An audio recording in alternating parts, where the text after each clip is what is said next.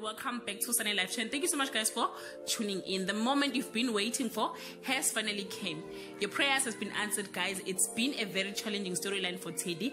He was violated by the so-called teacher, Miss Manzi, who was so convinced that Teddy will die with the secret. But instead of that, Teddy reacted in a suspicious way and caused Melusi to keep him even more closer until he learns the whole truth. There will be a disciplinary hearing where Teddy and Miss Manzi will be given a fair chance to tell their truth. Miss Manzi will pull off her best performance as usual and make Teddy look like the monster. And Teddy, guys, will reveal the shocking truth about some marks in Miss Manzi's body that can only be seen when she is naked. Miss Manzi will be found guilty by the disciplinary committee. It's a lesson learned to all the young boys who went through the very same situation. It's called a rape and it must be reported.